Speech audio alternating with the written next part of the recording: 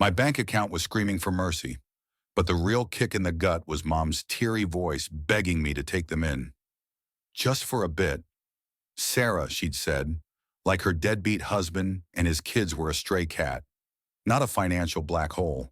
I'm Sarah, 26, a graphic designer grinding through 60-hour weeks to keep my head above water. My one-bedroom apartment in Chicago was my sanctuary until Mom showed up with Rick, her jobless stepdad trophy, and his two teens, Mia and Ethan. I'd paid off Mom's car, her credit card debt, and even the vet bills for her ancient poodle. Now, I was apparently the family ATM for four more mouths. The math wasn't mathing, and neither was my patience. It started 3 months ago when Mom called, sobbing about Rick's latest failed business venture, some crypto scheme that tanked harder than a lead balloon. He'd been unemployed for 2 years, living off Mom's dwindling savings. She couldn't afford their rent, and eviction loomed. "You're doing so well, Sarah," she'd said, her voice thick with guilt. "Can you help us out?" Just until Rick gets back on his feet, I should have said no. I wanted to, but Mom's voice cracked, and my heart caved. Next thing I knew, my cozy apartment was a circus of unwashed dishes, teenage sulks, and Rick's endless sports commentary blaring from my TV. The first week was chaos. Mia, 16, claimed my couch as her personal kingdom, her phone glued to her face, earbuds drowning out any attempt at conversation. Ethan, 14, was quieter but left a trail of crumbs and soda cans like a human tornado. Rick sprawled across my armchair, cracking beers I'd paid for, promising he'd hustle for a job tomorrow. Tomorrow never came. Mom fluttered around, trying to cook dinners that nobody ate, her eyes darting to me with apologies she never voiced. I'd come home from work, bone-tired, to find my fridge raided and my utility bills spiking. My savings, already thin, were bleeding out. I tried to set boundaries. "Rick, you need to pitch in," I said one night, gripping my coffee mug like a lifeline. He smirked, leaning back in my chair like he owned it. "Relax.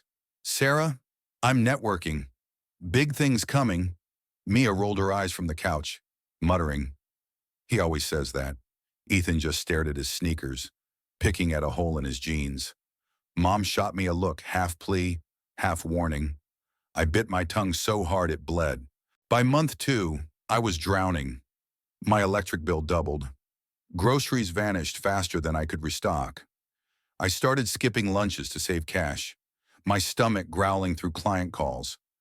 I'd lie awake at night, crunching numbers in my head, wondering how long I could keep this up. My friends noticed the bags under my eyes. "Sarah, you're killing yourself." My best friend, Lena, said over coffee, "Why are you letting them walk all over you?" I didn't have an answer. Duty, guilt, love for Mom. All I knew was that saying no felt like betraying her. The breaking point came on a rainy Tuesday. I just worked a 12-hour day, tweaking a client's logo for the 5th time. I came home to find Rick hosting a poker night with 3 strangers in my living room, my coffee table littered with beer cans and cigarette ash. Mia was blasting music in my bedroom. While Ethan played video games on my TV. Mom was in the kitchen, scrubbing dishes, her shoulders slumped. "What the hell is this?" I snapped, my voice shaking. Rick laughed, waving a hand, just blowing off steam. "Sarah, lighten up." Something in me snapped. "Get out," I said, low and cold. The room froze. Rick's buddies glanced at each other. Awkward. Mia pulled out an earbud, eyes wide. Ethan paused his game. Mom dropped a plate, the crash echoing. "Sarah, honey," she started. But I cut her off. "No, Mom, I'm done. I'm not your bank. I'm not their maid. Get out." Rick stood, puffing his chest. "You can't just kick us out. We're family." I laughed, a bitter sound. "Family. You've been here 3 months, eating my food, using my electricity, contributing nothing. You're not family. You're a leech," Mia gasped, clutching her phone. Ethan looked like he might cry. Mom's face crumpled, but I was too angry to care. The next day, I laid down the law. I gave them 1 month to find jobs or a new place. I'm not heartless. I told Mom, my voice softer now, but I can't carry you all. I'm barely carrying myself. She nodded, tears streaming, and promised to talk to Rick. Mia and Ethan avoided me, their resentment palpable. I felt like the villain, but I was suffocating. Over the next weeks, things shifted slowly. Rick applied for jobs, grumbling the whole time. He landed a gig at a warehouse, low paying but something. Mom started waitressing, her first job in years. Mia got a part-time job at a smoothie shop, though she complained non-stop. Ethan offered to mow lawns in the neighborhood, his quiet way of stepping up. I saw glimmers of hope, but the tension lingered. Every dinner was a minefield of clipped words and sideways glances. One night, Mom sat me down. "Sarah, I'm so sorry," she said, her voice raw. "I didn't realize how much I was asking of you. I thought I was protecting my family, but I was hurting you." I cried then, the first time in months. "I just wanted to help you." "Mom," I said, but I lost myself trying.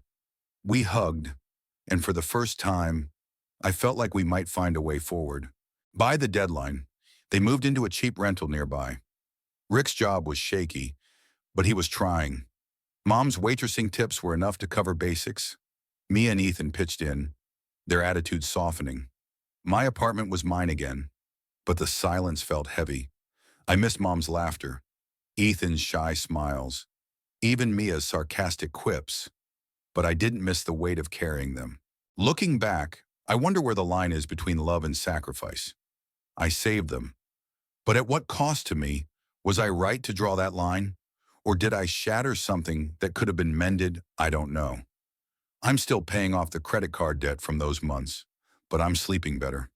Sometimes saving yourself is the hardest choice. What do you think? Was Sarah right to set boundaries? Or should she have kept supporting her family? Share your thoughts on duty, fairness, and where love ends and burden begins.